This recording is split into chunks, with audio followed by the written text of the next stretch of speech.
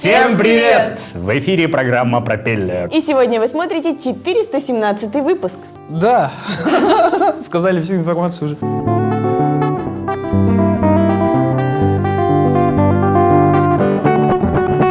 Первый сюжет у нас посвящен коллекционированию. В частности, коллекционированию открыток с разных стран заморских.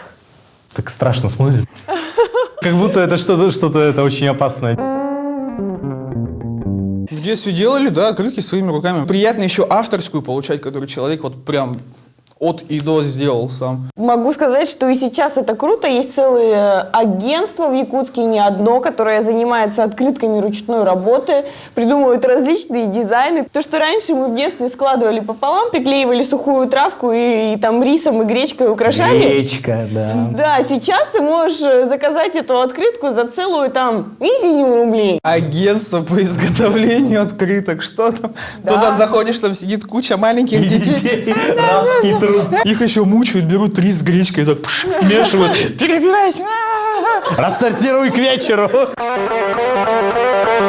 Кто-нибудь из вас, коллеги, что-нибудь коллекционировал? Да, я собираю мыло с разных городов. Из разных гостиниц. Я боюсь, что они испортятся, потому что я их не использую. Мыло-то в основном это животный жир, так или иначе, Да. в той или иной форме. Поэтому, если у тебя твоя коллекция доживет до 2017 года, мы все по запаху будем узнавать, что Марина идет. Я в детстве очень сильно коллекционировал футбольные карточки. Ну, вот это круто, кстати. Вот, там разные футболисты, которые уже даже не играют, там Дэвид Бекхэм, когда крутой такой. И также коллекционировал флайеры, ну вот в кинотеатр постоянно приходил, как наберу, там у меня был «В поисках Немо», там Джейсон против там Стэтхэма. Но мое коллекционирование обломалось, когда в один прекрасный день это просто все выбросили. Моя коллекция! Когда вы в последний раз отправляли открытки? Только в социальных сетях. Сейчас уже прошло то время. Раньше ты идешь на почту, пишешь открытку, адресат, марку клеишь, отправляешь. А сейчас просто заходишь в любую социальную сеть, там поздравляю с днем рождения, большой смайлик и все. Открытка — это в первую очередь, это как сейчас флешка, это способ передачи памяти, наверное.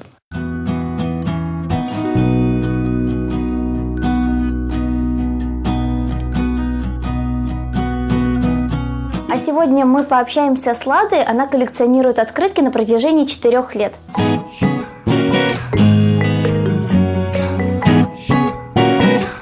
Какая страна является родоначальником открыток? Есть мнение, что они появились во Франции. Также есть версия, что все-таки это была Австро-Венгрия. И недавно я услышала новую версию, что открытки были изобретены в Англии.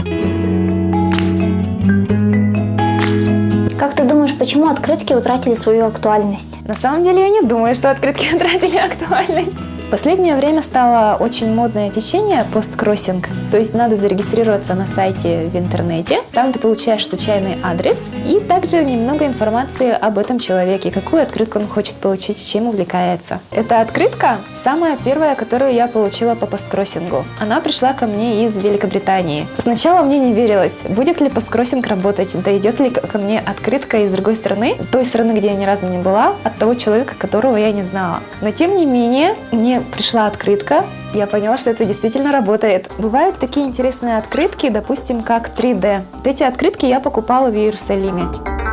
Магнит – это тоже из Израиля, из Техниона. Корпус моего факультета, где я училась. Это одна из любимых открыток, она у меня висит на холодильнике на самом видном месте. Я училась в Норвегии, была студенткой по обмену. Там у меня осталось очень много хороших друзей. Когда я прилетела в Россию, они стали присылать открытки. Вот это самая первая, которую я получила. И когда я взяла ее в руки, у меня был такой бурный восторг.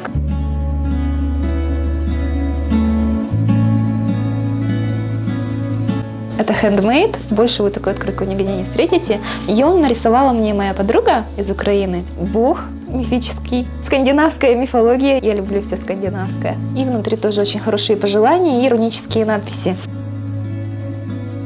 Жемчужина моей коллекции – это открытка от норвежского Санта-Клауса лично. Здесь имеются пожелания на норвежском, английском и на итальянском языке. А как ты связалась с этим норвежским Санта-Клаусом? Все адреса можно свободно найти в интернете. Также можно направить письма финскому Санта-Клаусу Елопуки, французскому Юле Ниссену, нашему русскому Великий Устюг. Я направила несколько писем, но пришло только от норвежского Санта-Клауса, к сожалению, потому что надо заранее отправлять письма еще до Рождества.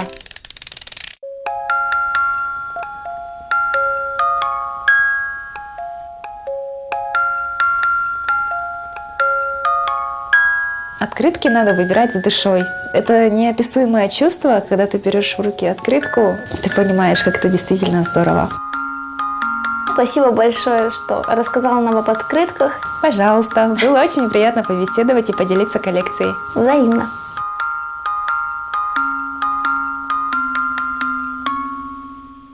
Наш второй сюжет посвящен настольным играм.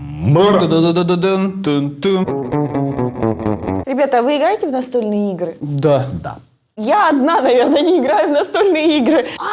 Шучу. Мы играли на Новый год в очень крутую настольную игру, там, где карточки, и за время тебе нужно показать без слов то, что написано. Алис. Элис. Да, вот. Это было настолько смешно, просто море позитива.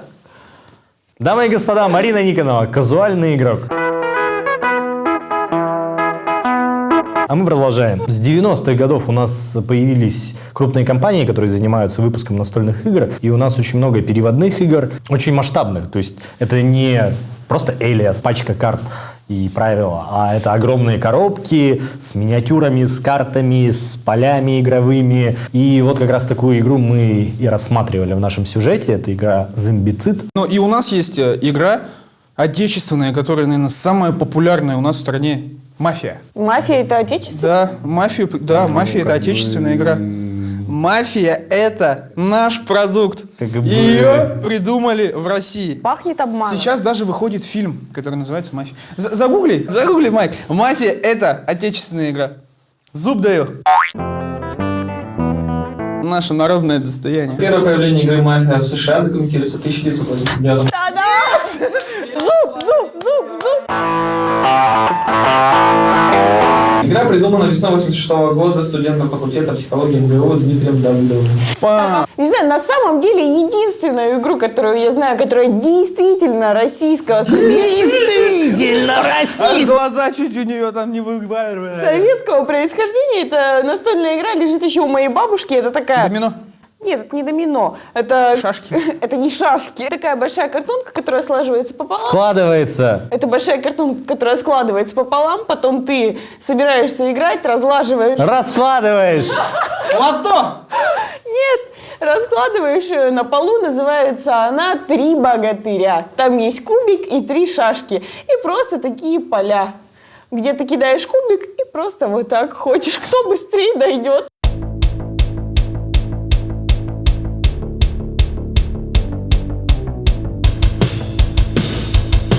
Ну что ж, друзья, сегодня мы вновь в гостях у Вонки, и мы будем обозревать замечательную игру «Зомбицид».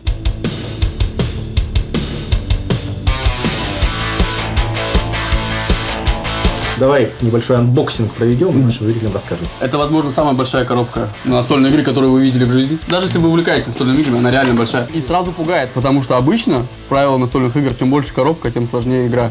Но это не касается зомбицида. Потому что, когда мы скрываем зомбицид, мы понимаем, коробка заполнена. До краев. Да, основное место занимают 2 вот такие невзрачные коробочки. Толпы, тучи зомби. Мы имеем всего лишь 2 типа карточек. То есть красные карты вещей и ранений, которые используют выжившие. И желтые карточки, которые у меня хаотично лежат, это карточки появления зомби. Все, больше в игре нету карточек, и это еще один признак того, что игра реально простая. Существует бегунок опыта, который выставляется на 0 в начале игры.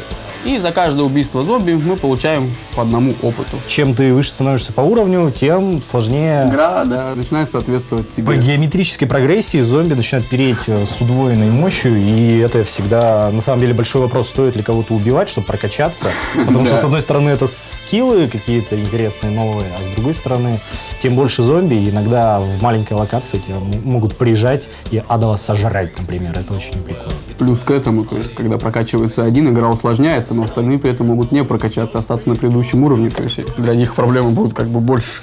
Поэтому Зомбицид игра командная, ну, а с другой стороны нет, если вы не любите играть в команде. Вам будет весело, вашим друзьям. Кубики у нас это стандарт, 6 штучек у нас идет в игре. А дальше Локации. локации, ну, в смысле, это тайлы называются.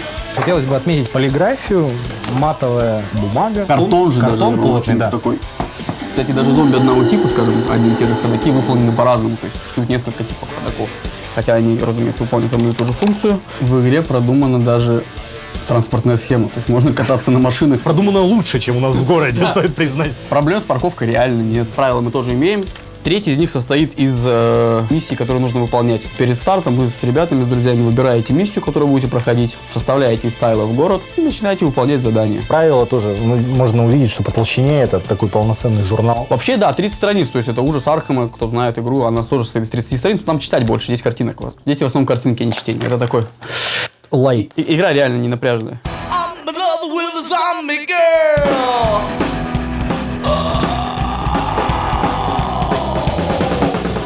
Как видите, процесс на самом деле очень интуитивный. Можем здесь видеть пешеходные переходы. Пешеходными переходами, то есть зебрами, разделены игровые Участки. клеточки входа. Игроков у нас 6. Можно меньше.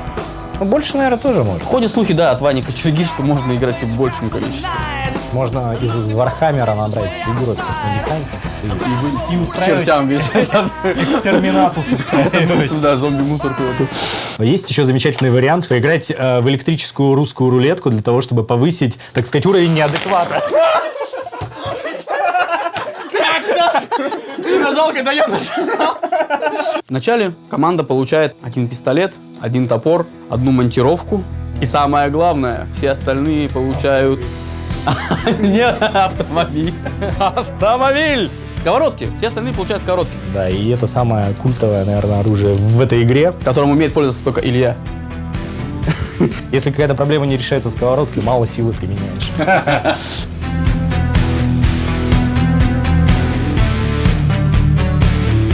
Игра действительно не дешевая, но она того стоит. Да? Да. Все это оправдано, коробка не пустая, как в некоторых играх. Здесь есть что потрогать, то есть кинестетики будут счастливы. Толстый зомби, вот как есть примета Будде животик тереть. Да, тут можно толстяку зомби потереть живот, может быть, что-нибудь получится.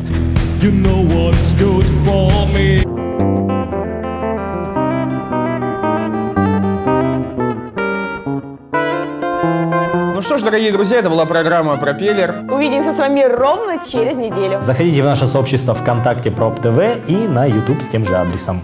Всем пока! Всем пока!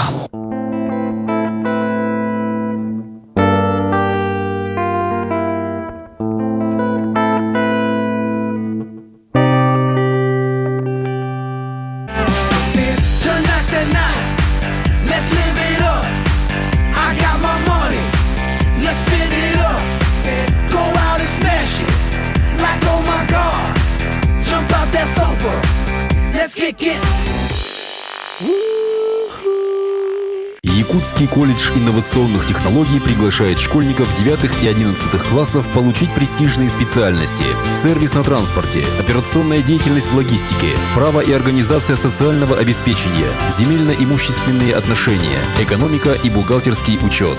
ЕКИТ. Будущее в твоих руках.